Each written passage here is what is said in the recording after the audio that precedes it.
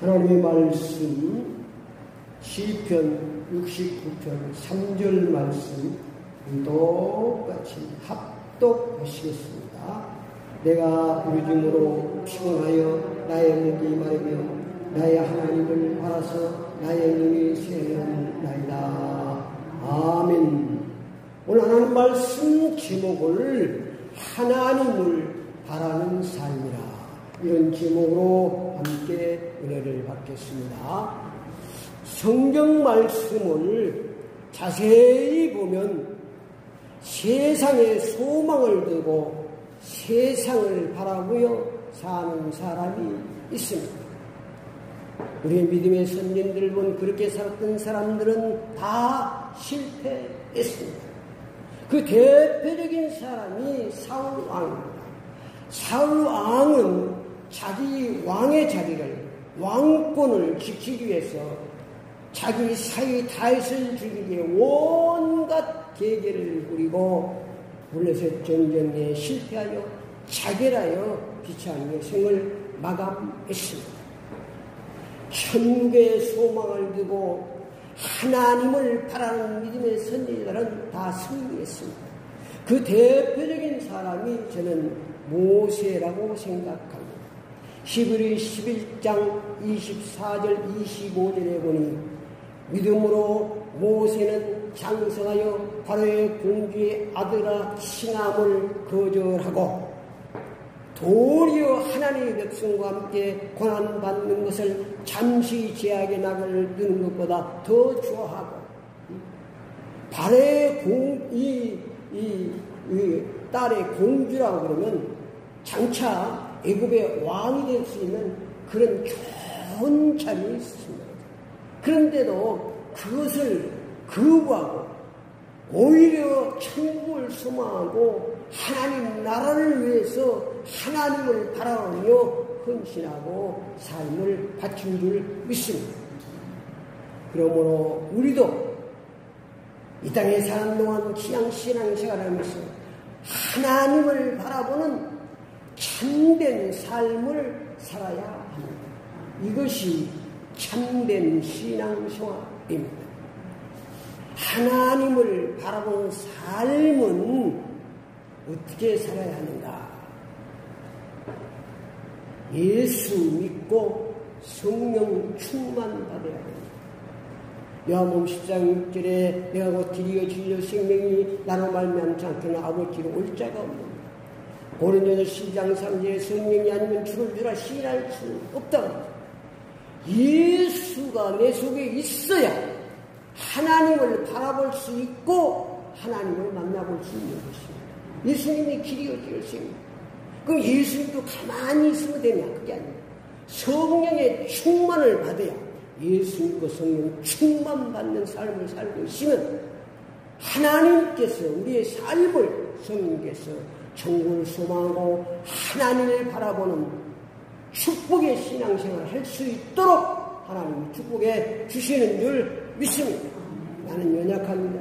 그래서 성령님은 능력의 파워가 되나이기 때문에 어떠한 상황에도 우리를 하나님을 바라보도록 축복해 주십니다.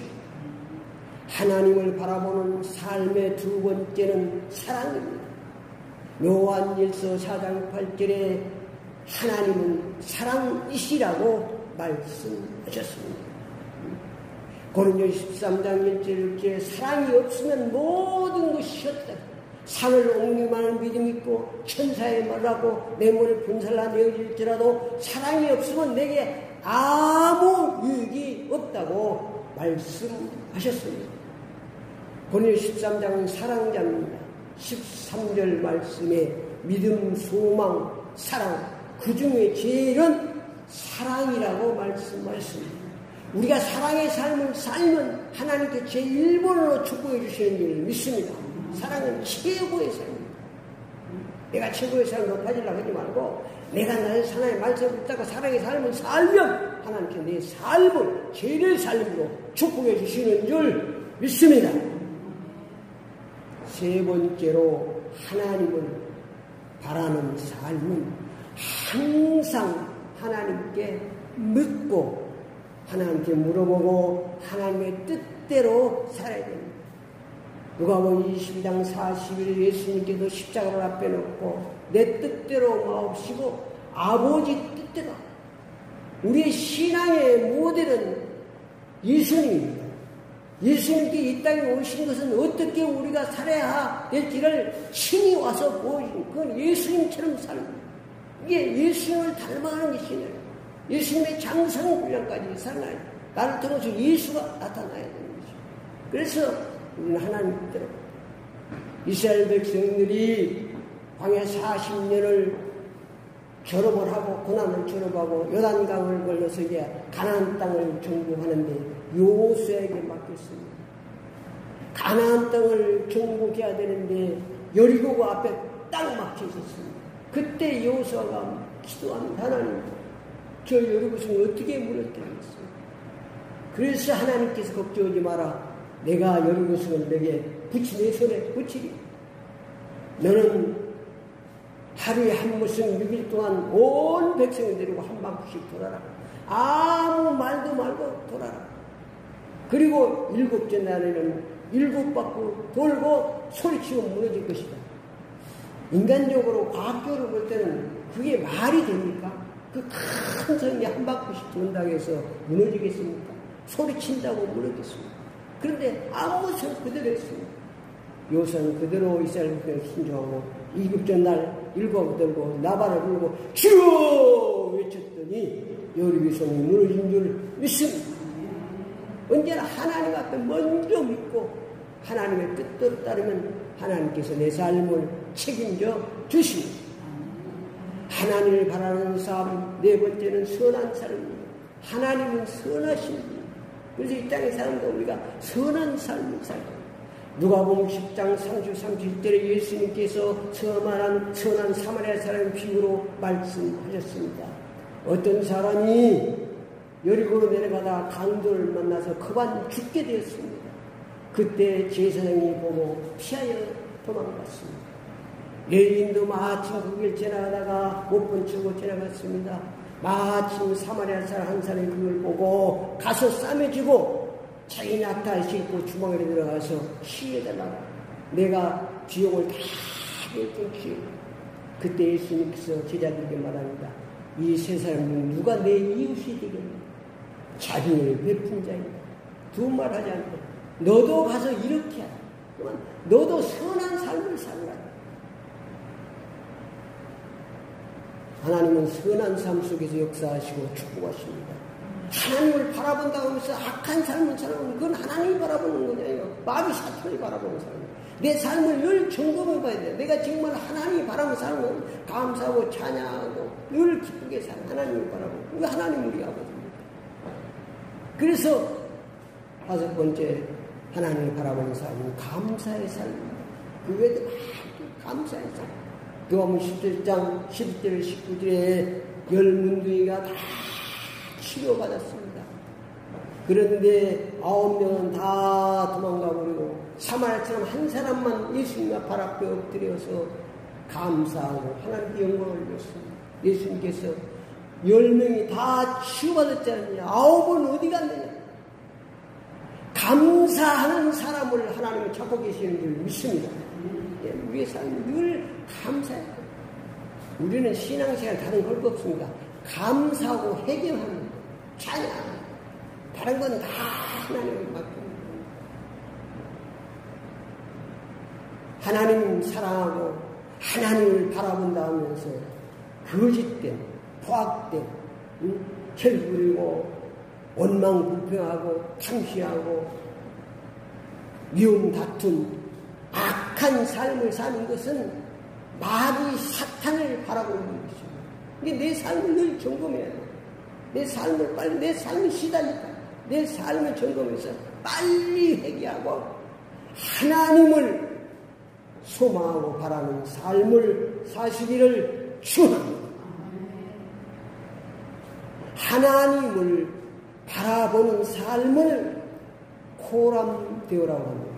하나님 앞에서 신앙으로 우리는 코람된 신앙으로 하나님을 바라보며 신존 의식을 가지고 살아가는 것이 참된 신앙생활입니다.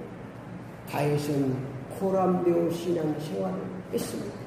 늘 하나님 앞에서 하나님이라면 어떻게 하실 것인가? 늘 하나님, 문제가 딱 생길 때도 하나님 앞에서 하나님께 기도하고 하나님이라면 어떻게 하겠습니까? 그것이 바로 코람데오 신 하나님 앞에서 모든 문제를 해결해야 하는 것입니다. 하나님께.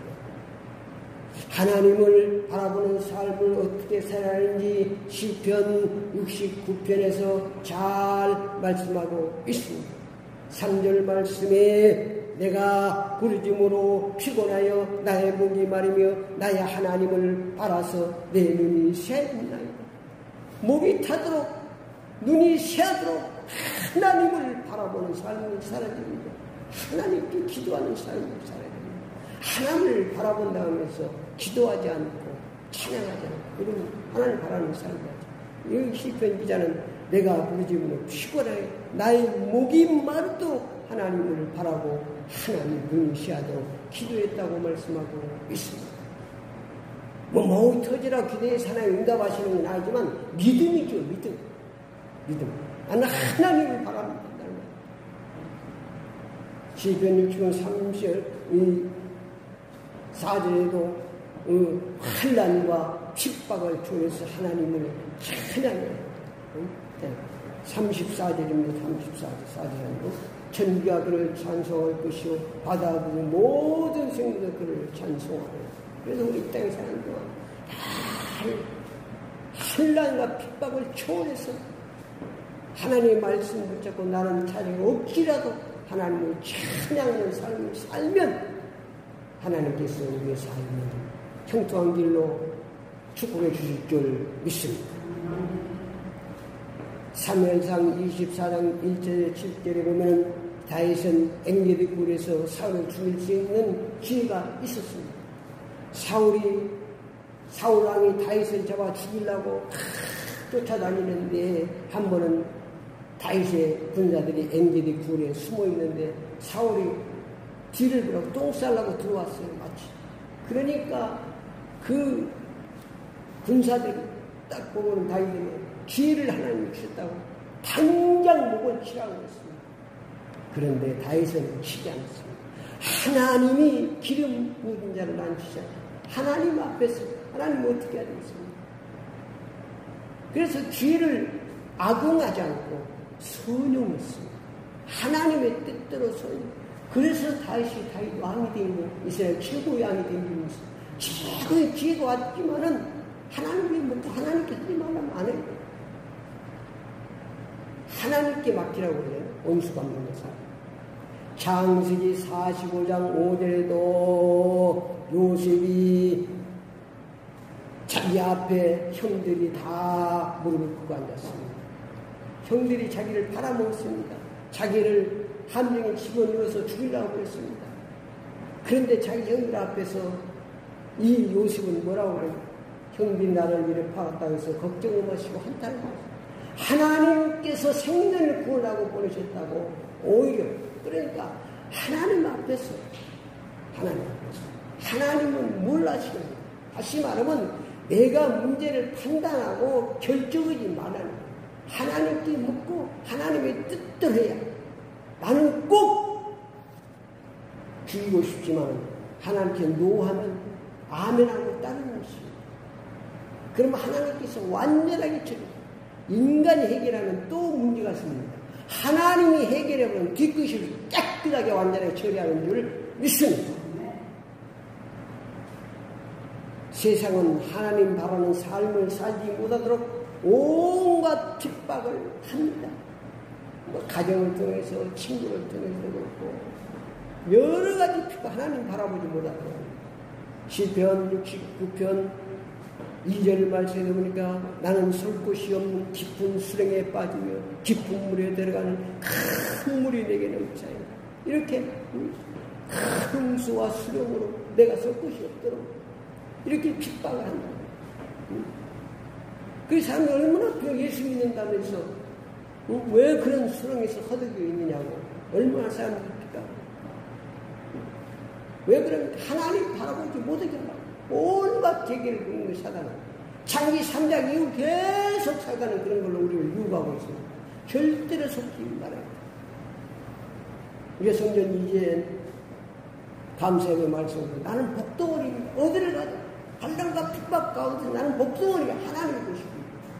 절대로 흔들립니다.